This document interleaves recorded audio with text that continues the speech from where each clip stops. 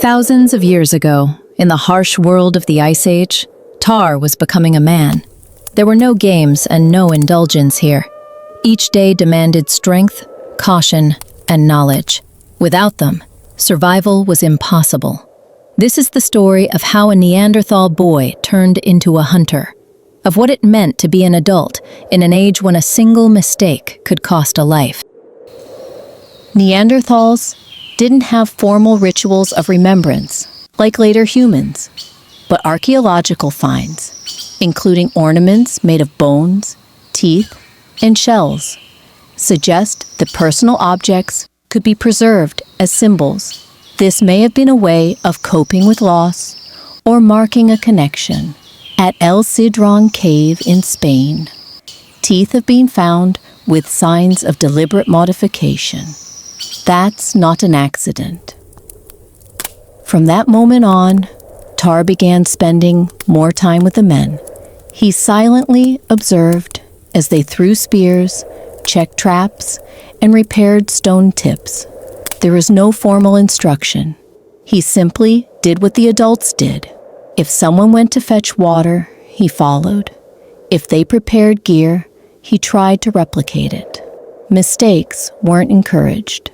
They could be fatal. If he didn't remember, no one repeated it. If he failed, the task went to someone else. Gradually, they began to trust him. First, bringing water. Then, checking a primitive trap, retrieving prey left near a path. Later, short solo trips. Go, check, return. In archaeological terms, it's hard to reconstruct the exact learning system of Neanderthals, but tool-wear analysis, for example, from the Kebara cave in Israel, indicates that adolescents were already skilled in cutting and shaping. There's also evidence of early inclusion in adult responsibilities, especially within hunting groups. Such tasks functioned as informal exams. If you succeeded, you were given another. If not, no explanation was offered. You were simply removed. By age 15, Tar already knew how to tell a safe path from a dangerous one, how to read tracks, which stones were good for cutting and which weren't, how to set a trap and avoid leaving scent. He had not yet joined a large hunt, but he was already performing almost all the functions of an adult male. Childhood didn't end suddenly. It simply dissolved into action. By the age of 20, Tar had become a full-fledged hunter. He didn't just know where to find game. He understood animal behavior, migration routes, and the terrain best suited for a drive. He knew how to divide a carcass, who gets what, how much, and why. Among Neanderthals, food distribution was likely governed by unwritten rules. Studies of sites, such as Mula Gersi, Spain, show distinctive patterns of carcass division. Cut marks, fat scrapings, and bone fractures suggest that the distribution was not random. Tar understood meat wasn't just food. It was the foundation of life, especially fat. Fat was never wasted. It was rendered, stored in bones, even rubbed on skin for protection against the cold. He knew how to keep the fire going. A hearth wasn't just a convenience. It was the center of survival. Light, warmth, protection from predators and insects. An extinguished fire in winter meant death. There was no formal test of reliability. But if you were left alone with the fire and the meat, that meant you were trusted, not with words, through action. Mistakes weren't discussed, but everyone understood the consequences.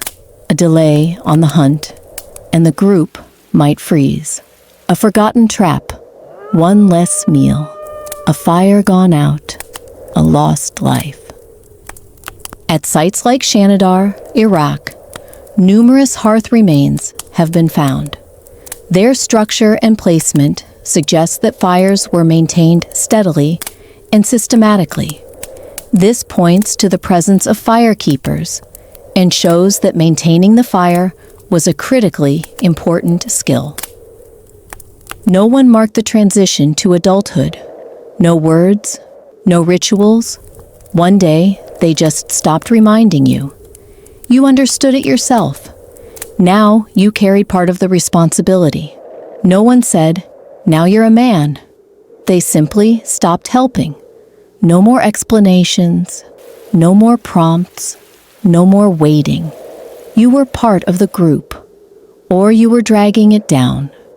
Emotions weren't discussed. If you coped, you were a hunter. If not, no one spoke of it. They just went around you. This kind of maturation structure is typical of survival-based societies. There's no adolescence in the modern sense, only a functional inclusion into group life. This is supported by wear patterns on bones, in burials. Young individuals, starting from ages 12 to 14, show stress levels comparable to adults. For Tar, growing up wasn't a celebration.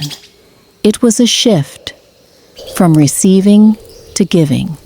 Now, he had to tend the fire himself, hunt by himself, take responsibility if someone didn't return, and no one would ask if it was hard. Tar's childhood ended without a clear boundary. He didn't choose who to become. He simply absorbed the way of life that surrounded him. At first, he was kept near the fire, then taken along, and later, left to go alone. He grew up in a world where no one asked unnecessary questions, where no one explained why. Every piece of knowledge had a practical meaning. Every action, consequences. Survival was the only measure, not comparison, not expectations, not praise or blame, only outcome. By the age of 20, Tar knew how to hunt, how to preserve warmth, how to detect danger, and most importantly, how not to get in the way of others. He knew how to live, but he did not know how to survive his first real trial, the hunt where others would depend on him.